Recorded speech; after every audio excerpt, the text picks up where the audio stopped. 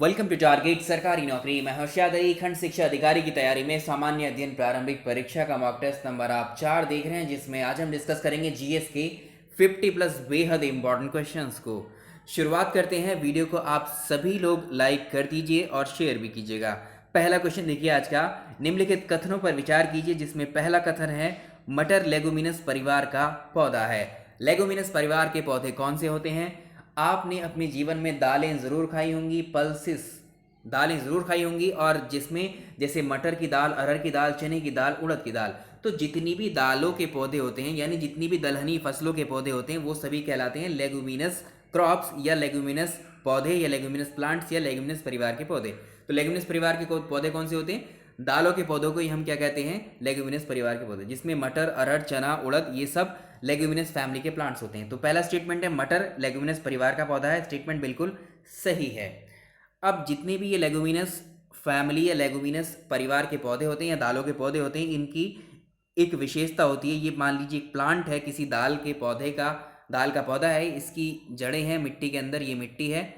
इन दाल के पौधों की जड़ों की विशेषता होती है, इनमें गांठें होती हैं, और इन गांठों में एक बैक्टीरिया पाया जाता है जिसे हम कहते हैं राइजोबियम बैक्टीरिया। सवाल आता है कि किन फसलों में राइजोबियम बैक्टीरिया पाया जाता है? आंसर होगा जो पल्सिस हैं या फिर लेगुमिनस फैमिली के पौधों में या फिर दालों के पौधों की जड़ों में बैक्टीरिया पाया जाता है, जिसे हम राइजोबियम कहते हैं। अब आप जानते हैं जो हमारे देश की मिट्टी है, जिसमें हम खेती करते हैं, कृषि करते हैं, फसलों को उगाते हैं, उस मिट्टी में नाइट्रोजन की कमी होती है, भारी मात्रा में डेफिशिएंसी होती है हमारे देश की मिट्टी में नाइट्रोजन की। तभी तो हम यूरिया का इस्तेमाल करते हैं, इस खाद का इस्तेमाल करते हैं, यानी फर्टिलाइज़र। तो यूरिया में होती है नाइट्रोजन, जिससे हम इसे खेत में डाल देने के बाद में इसमें नाइट्रोजन की कमी पूरी हो जाती है, और नाइट्रोजन पौधों की वृद्धि के लिए, विकास के लिए बहुत आवश्यक पोषक तत्व माना जाता है।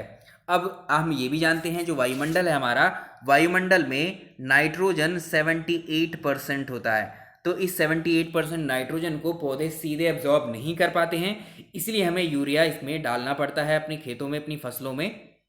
ठीक है। लेकिन जो हमारे दालों के पौधे होते हैं, इनमें खास बात ये होती है, इनकी जड़ों में जो राइजोबियम नाम का ये बैक्टीरिया है, तो इनकी गांठों के ऊपर या गांठों के आसपास ये बैक्टीरिया पाया जाता है। तो ये जीवाणु, ये बैक्टीरिया वायुमंडल से इस नाइट्रोजन को सीधे ग्रहण कर लेता है, एब्जॉर्ब कर लेता है, और इसको नाइट्रेट में बदल देता है। नाइट्रेट में बदलने के बाद ये नाइट्रेट मिट्टी में चली जाती है, और पौधे इसे ग्रहण कर लेते हैं और अपने वृद्धि विकास में वो आगे बढ़ते रहते हैं इस नाइट्रोजन का इस्तेमाल करके। ठीक है। तो एक तरीके से ये क्या था? यूरिया खाद था। ये एक आर्टिफिशियल खाद है, ये हमने बनाया है नाइट्रोजन की कमी पूरी करने के लिए। लेकिन ये जो है, इसे हम कहेंगे जो खाद इसने बना दिया, जो नाइट्रोजन, जो नाइट्रेट इसने बना दिया है इस राइजोबियम ने, ये क्या है? एक हरी खाद एक तरीके से हो गई है। ठीक है। हरी खाद, ग्रीन फर्टिलाइजर है ये, और इसने क्या बनाया? ग्रीन हरी खाद और नाइट्रोजन, ये भी लेग्यूमिनस प्रकार के पौधे से ही प्राप्त की जाती है। तो दोनों स्टेटमेंट बिल्कुल सही हो जाते हैं। तो एक सवाल आता है कि नाइट्रोजन फिक्सेशन क्या कहलाता है? तो ये जीवाणु है जो वायुमंडल से सीधे नाइट्रोजन को लेकर के इसको नाइट्रेट में बदल दे रहा है, इस प्रोसेस को हम बोलते हैं नाइट्रोजन फिक्सेशन, यानी नाइट्रोजन स्थिरीकरण बोलते हैं इसको हम। तो नाइट्रोजन स्थिरीकरण किसकी वजह से होता है? राइजोबियम बैक्टीरिया की वजह से होता है। तो ये 3 से 4 क्वेश्चन है, 5 से 6 क्वेश्चन हमने डिस्कस किए हैं यहाँ पर, ये सभी आपको पता होनी चाहिए। टाइम की बाउंडेशन आप मत देखा करो कि एक क्वेश्चन को कितना टाइम ले रहा है, उसमें हम 6 से 7 क्वेश्चन कवर करते हैं। अब मैं गिनाता हूँ क्वेश्चन कौन कौन से कवर किए हैं। वायुमंडल में नाइट्रोजन की प्रतिशतता 78%। राइजोबियम कहाँ पाया जाता है? ये जो होती हैं पल्सेस दालों के या फिर लेगुमिनस पौधों की जड़ों में पाया जाता है। हरी खाद और नाइट्रोजन लेगुमिनस, 2 क्वेश्चन आपके सामने ये ऑलरेडी हैं। हमारे देश की मिट्टी में नाइट्रोजन की कमी पाई जाती है, जिसकी वजह से हम क्या करते हैं? उसमें यूरिया यानी खाद का इस्तेमाल करते हैं। तो बहुत बड़े लेवल पे हमारे देश में यूरिया का इस्तेमाल किया जाता है। आप देखते होंगे 2 बड़ी फसलों के बीच में, जैसे गेहूं की फसल आपने काटी या फिर आप कभी अभी धान की खेती आप करने वाले हैं, तो 2 बड़ी फसलों के बीच में हमें जो दालें होती हैं, दालों की खेती भी हम लोग करते हैं, बीच में करते हैं। क्यों? क्योंकि इससे क्या होगी, जब ये हरी खाद बनती रहेगी, नाइट्रोजन मिट्टी को मिलती रहेगी, नाइट्रोजन की उर्वरकता बनी रहेगी। तो इस नाइट्रोजन फिक्सेशन के कारण, क्योंकि ये नाइट्रोजन युक्त खाद बन गया है एक तरीके से, ये हरा खाद है ना, इसकी मात्रा अगर बढ़ जाएगी इस मिट्टी में, तो ये भूमि अधिक उपजाऊ बनी रहेगी। तो हम जो लेगुमिनस परिवार के पौधे होते हैं, इनकी खेती क्यों करते हैं? मिट्टी को अधिक उपजाऊ बनाने के लिए। एक क्वेश्चन ये हो गया। चलिए, इसका आंसर सी ऑप्शन करेक्ट है, ये दोनों स्टेटमेंट सही है। नेक्स्ट सवाल देखिए। सेकंड क्वेश्चन देखिए, तिब्बत के पठार की समुद्र तल से औसत ऊंचाई कितनी है। देखिए, आपने ऐसी ज़मीन देखी है, आपने कुछ ऐसी ज़मीन देखी है, आपने कुछ ऐसी ज़मीन भी देखी होगी, ठीक है।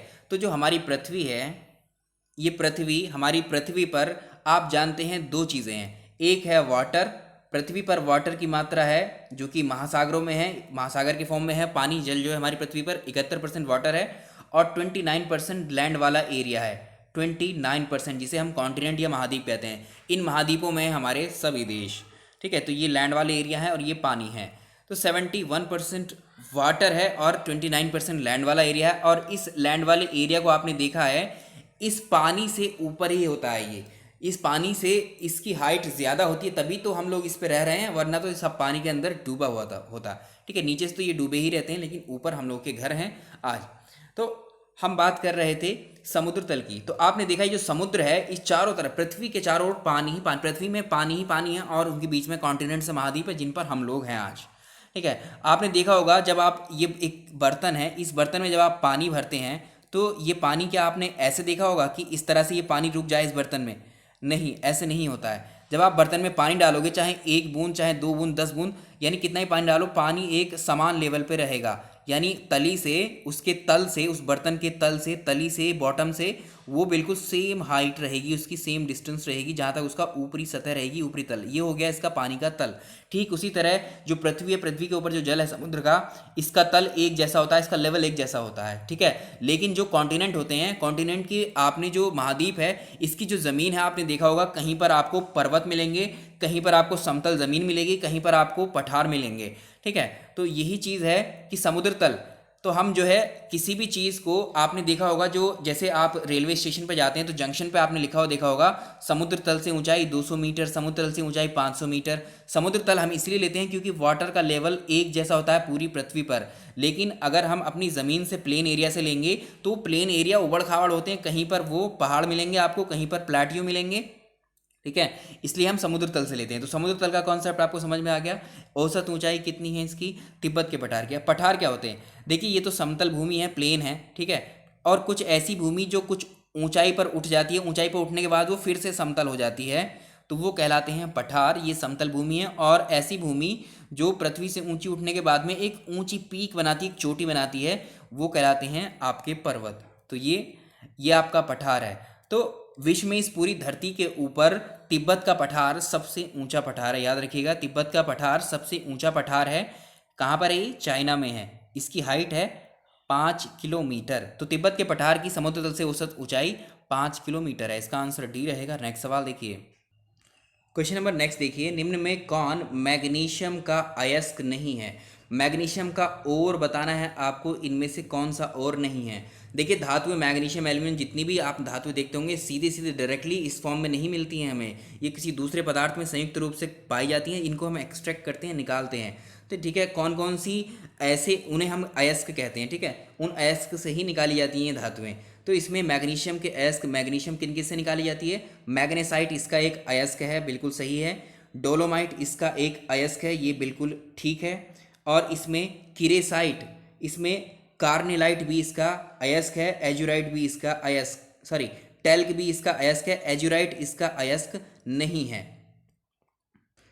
तो मैग्नीशियम के अयस्क आपको याद रखने हैं, magnesite, epsomite, dolomite, carnallite, talc, asbestos, ये सब मैग्नीशियम के अयस्क हैं। एजुराइट नहीं है। इसका डी ऑप्शन सही आंसर है। नेक्स्ट सवाल, क्वेश्चन नंबर नेक्स्ट बहुत इंपॉर्टेंट है। केल्विन तापमान का मान कितना होता है?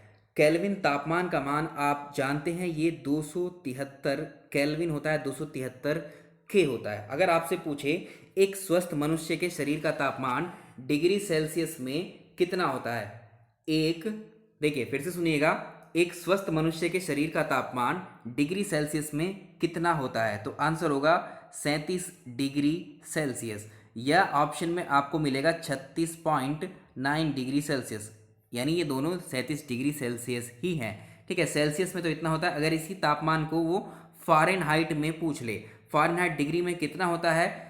एक स्वस्थ मनुष्य का तापमान 98.6 डिग्री फ़ारेनहाइट होता है। यही तापमान, ये दोनों तापमान बराबर हैं। ये फ़ारेनहाइट स्केल पर है, ये किस स्केल पर है, ये सेल्सियस स्केल पर है। अगर इसी तापमान को पूछ ले, एक स्वस्थ मनुष्य का केल्विन में तापमान, उस मनुष्य का तापमान का मतलब उसके शरीर का टेम्परेचर हम लोगों के, ठीक है। तो एक स्वस्थ मनुष्य के शरीर का तापमान केल्विन में कितना होता है, 273 को आप ऐड कर दीजिए इस 37 में, तो कितना हो जाएगा ये 310 केल्विन। ये याद रखेंगे स्वस्थ मनुष्य। लेकिन यहाँ पर पूछा है केल्विन तापमान का मान 273, ये रेफरेंस होता है, यहाँ से हम इसकी शुरुआत करते हैं। तो ये एडिशनल क्वेश्चंस हैं, ये पूछे हुए हैं। स्वस्थ मनुष्य के शरीर का तापमान आपसे सेल्सियस में भी पूछा हुआ है, फ़ारेनहाइट में भी पूछा हुआ है, और केल्विन में इसकी वैल्यू भी पूछी हुई है। नेक्स्ट क्वेश्चन नंबर नेक्स्ट देखिए, निम्नलिखित कथनों पर विचार कीजिए। प्रोटीन में कार्बन, हाइड्रोजन, ऑक्सीजन, नाइट्रोजन पाए जाते हैं। जो प्रोटीन होती है उसके अंदर कौन कौन से तत्व हैं, कार्बन, हाइड्रोजन, ऑक्सीजन, नाइट्रोजन, ये सभी पाए जाते हैं। स्टेटमेंट बिल्कुल सही है ये। लेकिन सेकंड स्टेटमेंट देखिए, नाइट्रोजन ऐसा तत्व है जो सभी प्रकार की प्रोटीनों में पाया जाता है। अब इनमें से बताना है कौन से स्टेटमेंट सही हो जाते हैं। देखिए, इनके अलावा इसमें आयोडीन और कोबाल्ट भी पाया जाता है। जो प्रोटीन होती हैं, प्रोटीन में कार्बन, हाइड्रोजन, ऑक्सीजन, नाइट्रोजन की मात्रा होती है। इसके अलावा आयोडीन, कोबाल्ट, आयरन, फास्फोरस भी पाया जाता है। लेकिन जो नाइट्रोजन ऐसा तत्व है जो सभी प्रकार की प्रोटीन्स में आपको मिलेगा। तो इसका आंसर हो जाएगा सी। इसमें आंसर हो जाएगा सी। इसके दोनों स्टेटमेंट बिल्कुल सही है। अगला सवाल, क्वेश्चन नंबर नेक्स्ट देखिए, सिंधु जल समझौते के अंतर्गत कौन से कथन सही नहीं है। सिंधु जल समझौता है क्या। देखिए, जो सिंधु नदी है ये तिब्बत से निकल के आ रही, चीन से, और भारत और पाकिस्तान में ये नदी बहती है। तो चीन में, भारत, पाकिस्तान, 3 जगह ये नदी बहती है। और इसकी ये सिंधु नदी है, इंडस रिवर है ये, या इसको इंडस या सिंधु, इसकी 5 ट्रिब्यूटरी है, 5 सहायक नदियां हैं। कौन कौन सी है आप जानते हैं, ब्यास, ठीक है, ब्यास, रावी, सतलुज, चेनाब, ठीक है, और झेलम, ये सारी नदियां क्या हैं, इसकी 5 ट्रिब्यूटरी हैं। इन नदियों के, इन 6 की 6 नदियों के जल को लेकर के विवाद भारत और पाकिस्तान के बीच है, जिसे हम क्या कहते हैं, सिंधु जल समझौता। तो इसमें जो है, इन नदियों के जल के, इन नदियों के पानी के डिस्ट्रीब्यूशन को लेकर भारत और पाकिस्तान के बीच में एक संधि हुई, जिसे हम कहते हैं सिंधु जल संधि। इस संधि में जो विश्व बैंक है, जो वर्ल्ड बैंक ने मध्यस्थता कराई दोनों देशों के बीच में। अगर आपसे पूछे सिंधु जल समझौते के अंतर्गत मध्यस्थता किसके द्वारा करवाई गई, वर्ल्ड बैंक के द्वारा, विश्व बैंक के द्वारा।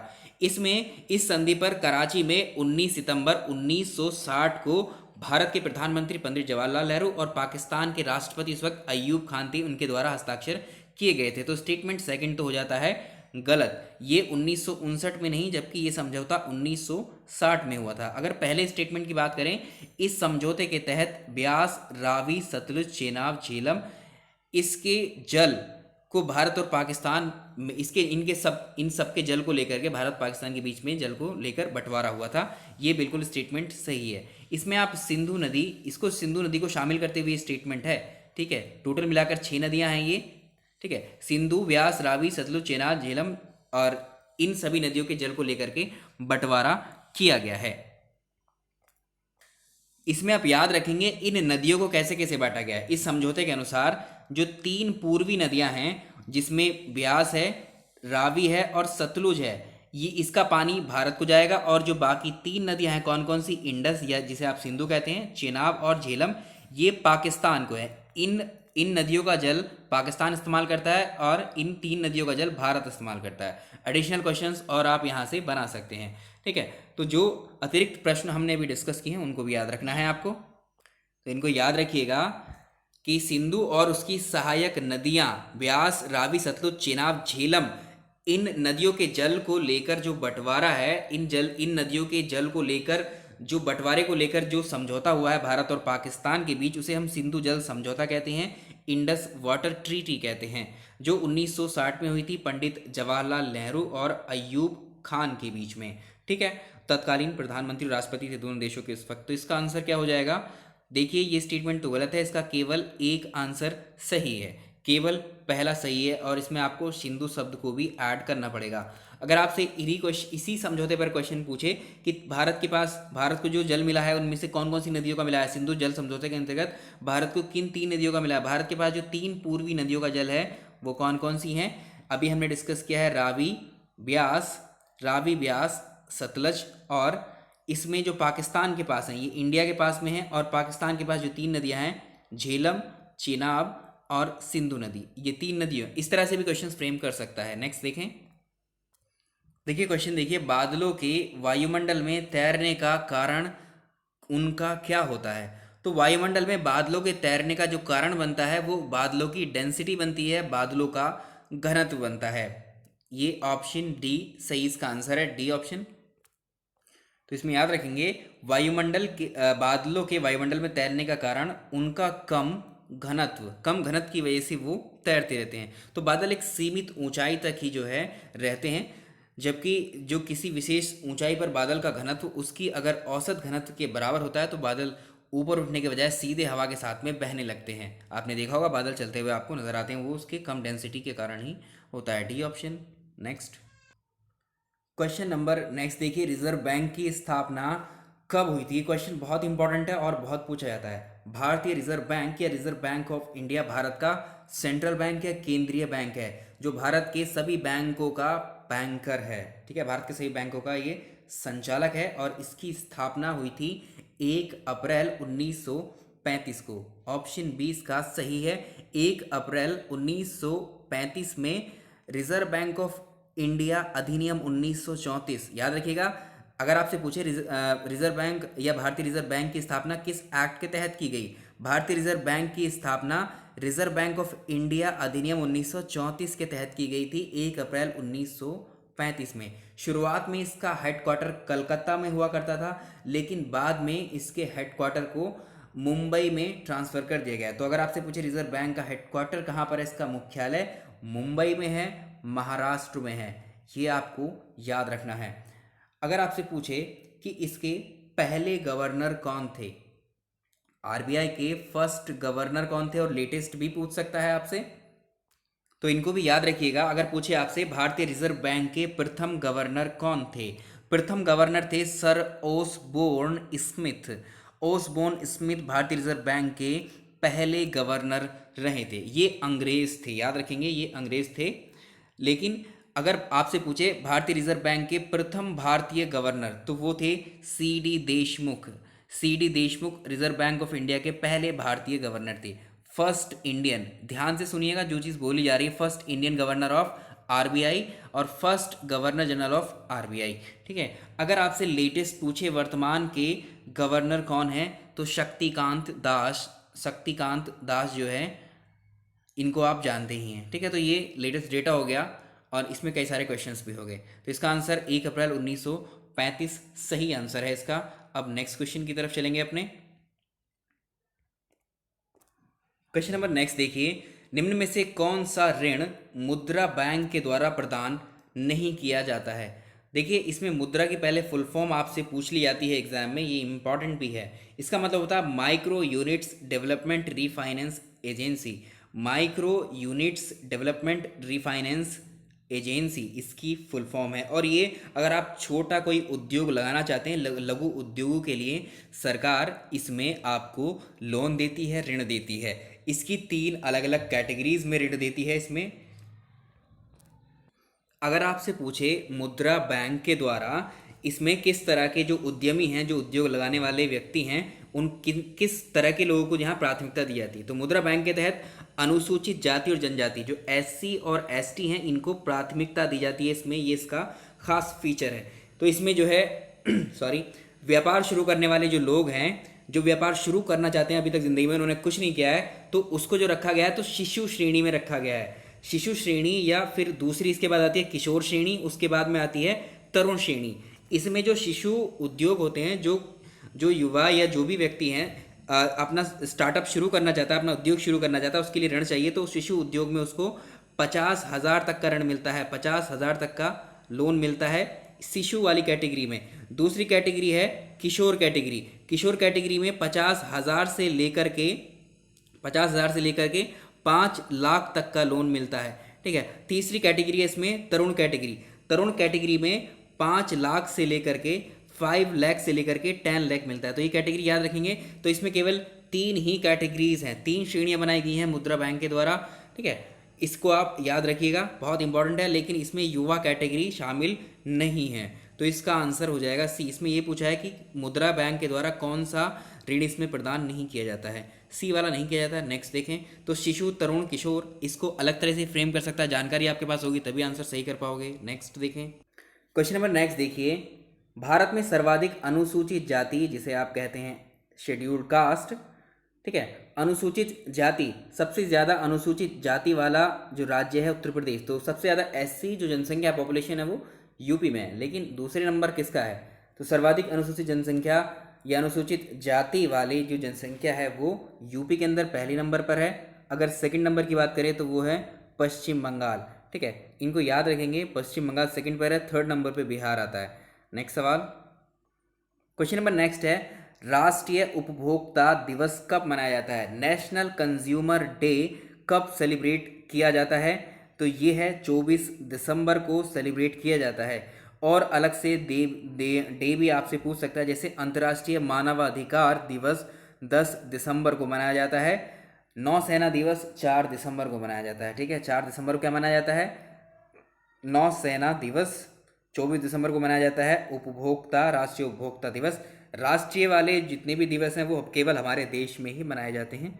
नेक्स्ट क्वेश्चन नंबर नेक्स्ट देखिए, जनगणना 2011 के आंकड़ों के अनुसार सर्वाधिक शिशु लिंगानुपात वाला राज्य कौन सा है? सबसे ज़्यादा चाइल्ड सेक्स रेशियो किस राज्य का है? तो सर्वाधिक शिशु लिंगानुपात वाले जो राज्यों में है वो है अरुणाचल प्रदेश। अरुणाचल प्रदेश पहले नंबर पे है, ऑप्शन बी इसका सही आंसर है। सेकंड नंबर पे आता है मिजोरम। तो इसका अरुणाचल प्रदेश का कितना है? 972 है चाइल्ड सेक्स रेशियो। मिजोरम का सेकंड नंबर पे आता है, मिजोरम का 970 है, इसको याद रखेंगे। मेघालय का भी 970 है, थर्ड पोजीशन पर है ये। और इसके बाद में छत्तीसगढ़ 969 पर है, केरल 964 है, ठीक है, इस तरह से आपको याद रखना है। तो इसका आंसर बी होगा। अगर आपसे पूछे कि 2011 की जनगणना के अनुसार सबसे कम या न्यूनतम शिशु लिंगानुपात वाला राज्य, तो वो हरियाणा हो जाएगा। यहाँ आंसर बी सही आंसर है इसका। नेक्स्ट क्वेश्चन देखिएगा, क्वेश्चन नंबर नेक्स्ट देखिए, सर्वाधिक साक्षरता दर वाला राज्य केरल है, यानी मैक्सिमम लिटरेसी रेट केरल का है। अब इसमें पूछा है लेकिन दूसरे स्थान पर साक्षरता वाला राज्य इनमें से कौन सा है, आपको बताना है। तो पहले नंबर पे तो आप जानते हैं केरल का 94% है लिटरेसी रेट, सबसे ज़्यादा है भारत में किसी भी राज्य की साक्षरता दर। यानी केरल में जो 100 व्यक्ति हैं, हर 100 व्यक्ति में से 94 व्यक्ति साक्षर हैं, पढ़े लिखे हैं, ठीक है। अगर इन ऑप्शंस में से सेकंड आपको छांटने को मिलेगा तो वो होगा मिजोरम। मिजोरम सेकंड नंबर पे आएगा, 91.3% लिटरेसी रेट मिजोरम का है। इसके बाद इन ऑप्शंस के अकॉर्डिंग गोवा का 88.7% है, ठीक है। तो अगर आप इससे पहले भी केरला के बाद में अगर ऑप्शन में लक्षद्वीप होता तो लक्षद्वीप का 91.8% है, ठीक है, इसमें लक्षद्वीप का 91.8% है, ठीक है। ये सेकंड नंबर पे अगर ऑप्शन में रहता आपका लक्षद्वीप तो लक्षद्वीप आंसर होता। अभी ऑप्शन में नहीं है तो मिजोरम इसके बाद में नंबर आएगा, ठीक है, मिजोरम इसका सही आंसर है। नेक्स्ट क्वेश्चन देखें, निम्नलिखित कथनों पर विचार कीजिए। पहला स्टेटमेंट है रस्ट और कर्नाल बर्ड। रस्ट और कर्नाल बर्ड ये गेहूं की बीमारियां हैं। ये स्टेटमेंट तो पहला सही है, ये हमने आपको ज्योग्राफी के कोर्स में पढ़ा है इसको। गेहूं में आप जानते हैं जो कार्बोहाइड्रेट पाया जाता है, प्रोटीन पाया जाता है, ठीक है, और बहुत सारे मिनरल्स भी पाए जाते हैं। अब भारत में हरित क्रांति का सर्वाधिक प्रभाव गेहूं पर पड़ा। बिल्कुल सही है स्टेटमेंट, क्योंकि जब भारत में ग्रीन रेवोल्यूशन, हरित क्रांति आई थी तो उस समय सबसे ज़्यादा प्रोडक्शन किसका हुआ था? गेहूं का ही हुआ था। तो ये दोनों स्टेटमेंट बिल्कुल सही हो जाते हैं। तो इसका आंसर हो जाएगा, देखिए इसका आंसर 1 और 2 दोनों, सी ऑप्शन सही है। नेक्स्ट सवाल देखें, क्वेश्चन नंबर नेक्स्ट देखिए, निम्न में से कौन सी फसल खरीफ, रबी, जायद तीनों ऋतुओं की फसल कही जाती है? एक बहुत इंपॉर्टेंट क्वेश्चन है, इसको याद रखिएगा। जो मक्का है, ठीक है, कॉर्न इसको बोलते हैं, कॉर्न या आप इसको मेज़ कहते हैं, मक्का। इस मक्का को जो है अनाजों की रानी कहा जाता है। मक्का के दाने में कार्बोहाइड्रेट सबसे ज़्यादा होता है। तो मक्का ही एक ऐसी फसल है जिसको खरीफ, रबी, जायद तीनों फसलों में इसको बोया जाता है। इसको ज़्यादातर हम जो है चारे के रूप में इस्तेमाल करते हैं, ठीक है। नेक्स्ट क्वेश्चन देखें, अगर आपसे लेटेस्ट क्वेश्चन इसका करंट अफेयर्स में डाल करके ये पूछ ले कि मक्का का सर्वाधिक उत्पादन करने वाला देश कौन सा है, 2020 में मक्का का सर्वाधिक उत्पादन किस देश के द्वारा किया गया है, तो आंसर होगा USA, United states of America, या सिंपली इसको हम बोलते हैं अमेरिका, या इसी को बोलते हैं हम यूएस। ठीक है, इसको है, ये लार्जेस्ट प्रोड्यूसर है किसका, कॉर्न का, मेज का या मक्का का। क्वेश्चन नंबर नेक्स्ट देखिए, निम्नलिखित में से किस हवा को डॉक्टर हवा के नाम से भी जाना जाता है। ये अफ्रीका कॉन्टिनेंट है, इसका जो पश्चिमी एरिया है, यहाँ इस एरिया से जो गर्म और शुष्क हवा निकलती हैं, जो वार्म और ड्राई एयर उठती हैं, इन हवाओं को ही हम क्या कहते हैं, डॉक्टर हवा। और इस हवा का नाम होता है यहाँ पर हरमट्टन। ठीक है, हरमट्टन इज़ अ सीजन। इसमें क्या है, ये वेस्ट अफ्रीकन सब कॉन्टिनेंट से उठती हैं ये हवा। ठीक है, इसको याद रखिएगा, तो इसका आंसर होगा ए। क्वेश्चन नंबर नेक्स्ट देखिए, इसमें क्वेश्चन है एड्रीनलिन हार्मोन शरीर के किस भाग से रिसावित होता है, या इसको आप बोल सकते हैं कि एड्रेनालाइन या एड्रीनलिन हार्मोन शरीर के किस भाग से निकलता है। तो देखिए इसका आंसर है मेड्यूला। ठीक है, इसको आंसर रहेगा इसमें ये मेडुला से, इसको सही कर लेंगे, मेडुला, ये मेडुला से निकलता है। और इसकी खास बात क्या होती है, देखिए जब आपके सामने कोई तनावपूर्ण स्थिति होती है, या आपका दिल ज़ोर ज़ोर से धड़कने लगता है, या हाथों में पसीना आना शुरू होता है, जब आप कहीं बीच में फंसे होते हैं, घबराते हैं, भागने की तलाश करते हैं, तो आपके साथ में कभी ऐसा हुआ होगा। ये किस वजह से होती हैं सारी क्रियाएं, ये क्रियाएं होती हैं जो मेड्यूला से हमारे शरीर में एक हार्मोन निकलता है एड्रीनलिन। ठीक है, एड्रीनलिन की वजह से ये ऐसा हमारे शरीर में होता है। इसी को हम कहते हैं फाइट या फ्लाइट।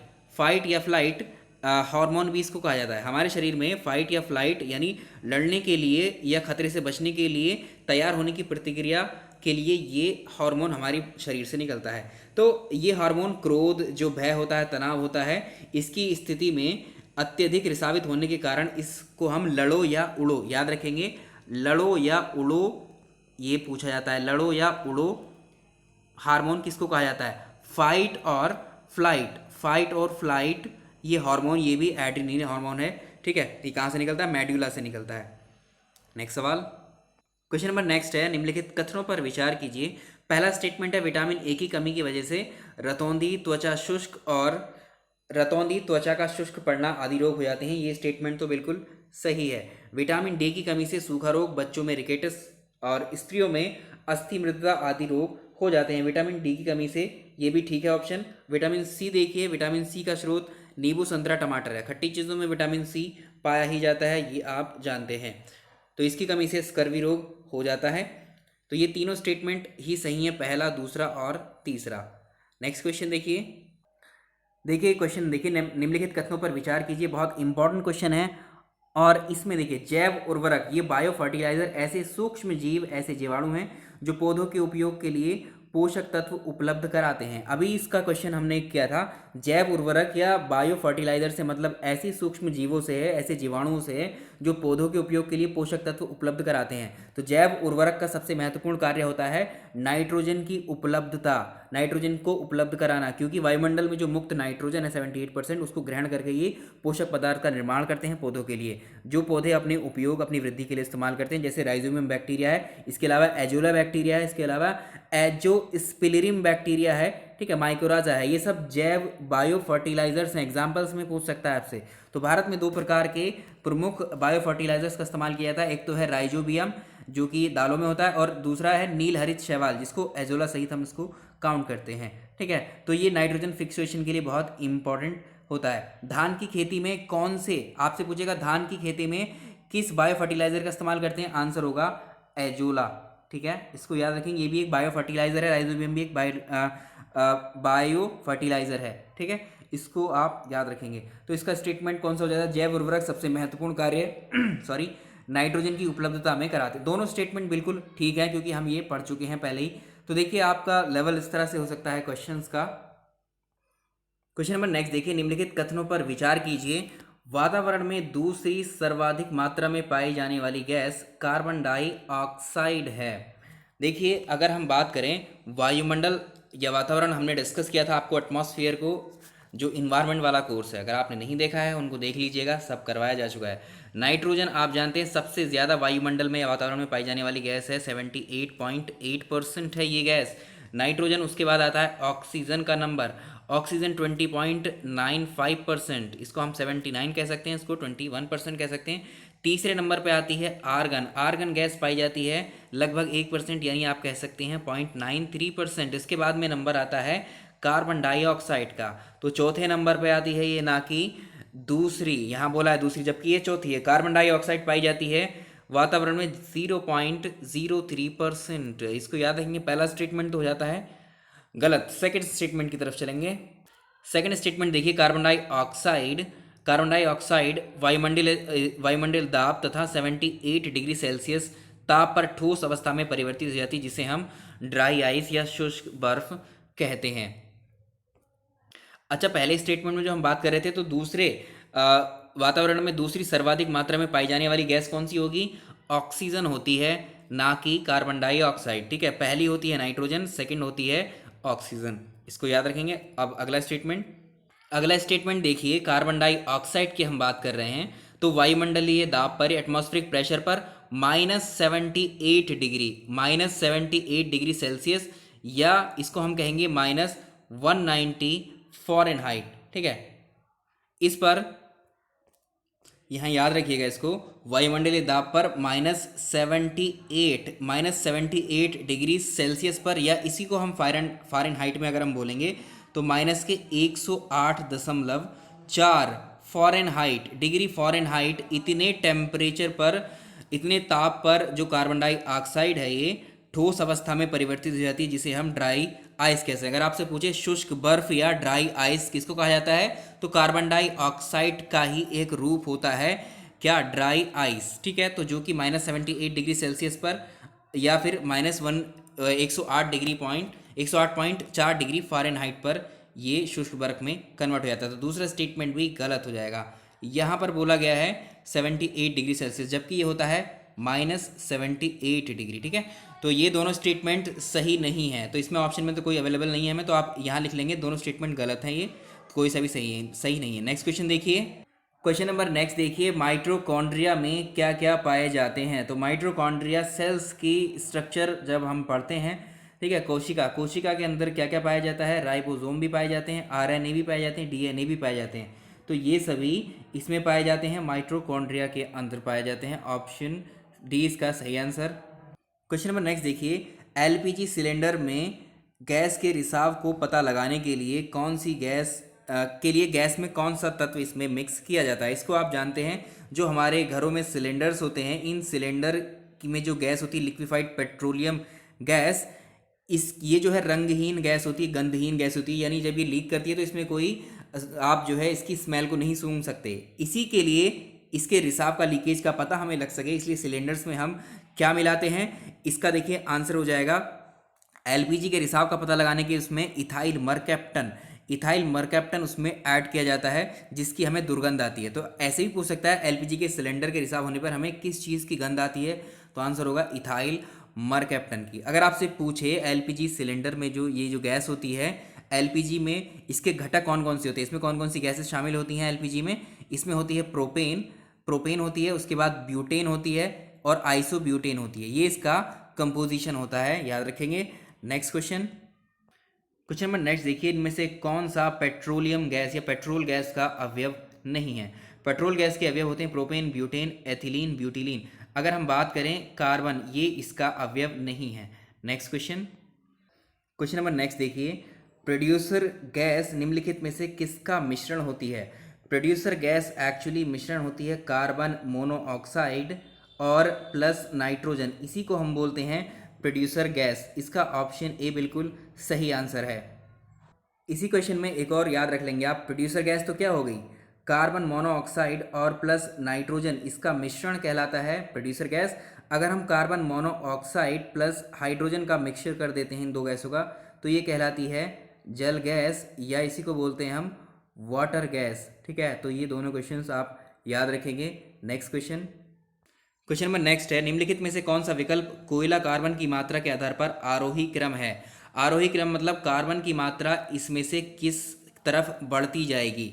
तो आप जानते हैं जो कोयले की जब जो सड़े गले पदार्थ हैं पृथ्वी के अंदर, मान लीजिए जीव जंतु हैं, पेड़ पौधे हैं, वो सड़ गल गए, बेकार होने के बाद डेड एनिमल प्लांट्स जमीन के अंदर धंस गए, हजारों लाखों साल के बाद उन पर प्रक्रिया होने के बाद में वो गलने के बाद में जो सबसे पहली फॉर्म तैयार होगी कोयले की, उसे हम बोलते हैं पीट। पीट कोयला होता है और इसमें कार्बन 50 से 60% होता है। उसके बाद में कुछ वर्ष और लगते हैं, उसके बाद में जो यही पीट बदल करके लिग्नाइट फॉर्म में बदल हो जाता है। इस पीट में होता है 50 से 60% के बीच कार्बन, लिग्नाइट में होता है 60 से 70 के बीच में, और बिटुमिनस में इसके बाद में अगली स्टेज आती है लिग्नाइट के बाद में, इसमें होता है 80 से 85% के बीच, और इसमें होता है 94% से ज़्यादा कार्बन। तो ये इसका अवरोही क्रम है। और इसको भी आप याद रखेंगे, इस क्वेश्चन को ऐसे ही पूछ सकता है, कोयले के बनने के निर्माण में सही क्रम बताइए। कौन कौन सी स्टेजेस होती हैं कोयले बनने की? पहले कोयले की स्टेज पीट, फिर लिग्नाइट, फिर बिटुमिनस और फिर एंथ्रेसाइट। आप इसे याद रख सकते हैं,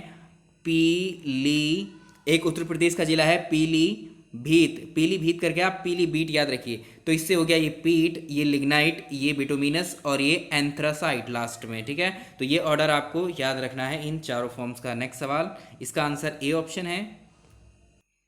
निम्नलिखित में से कौन सी ऐसी सक्रिय गैस है जो वायुमंडल में स्वतंत्र रूप से नहीं पाई जाती है? तो इसको याद रखेंगे आप, ये रेडॉन गैस है। रेडॉन एक रेडियो एक्टिव एलिमेंट है, ये स्वतंत्र रूप से वायुमंडल में नहीं मिलता है, बी ऑप्शन। नेक्स्ट देखिए, आपातकाल की उद्घोषणा करने या उसको जारी रखने के लिए विशेष बहुमत का प्रावधान निम्नलिखित में से संविधान के किस संशोधन के तहत किया गया है? तो जब भी इमरजेंसी की सिचुएशन होती है या उसका अनाउंसमेंट किया जाता है आपातकाल की उद्घोषणा करने या उसे जारी रहने के लिए, जो प्रस्ताव होता है संसद के दोनों सदनों के द्वारा विशेष स्पेशल मेजॉरिटी से पारित होना जरूरी होता है। और इस विशेष बहुमत का प्रावधान 1978 में 44वें संविधान संशोधन अधिनियम के तहत किया गया था। नेक्स्ट देखें, 275 अनुच्छेद के अनुसार संसद द्वारा राज्यों को देने वाला अनुदान निम्नलिखित में से किस पर भारित होता है? अच्छा क्वेश्चन है ये।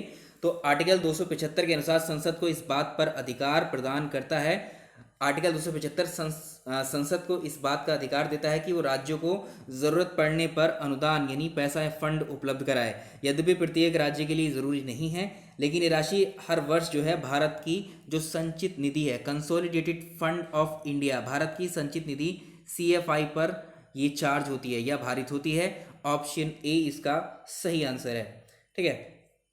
नेक्स्ट देखें,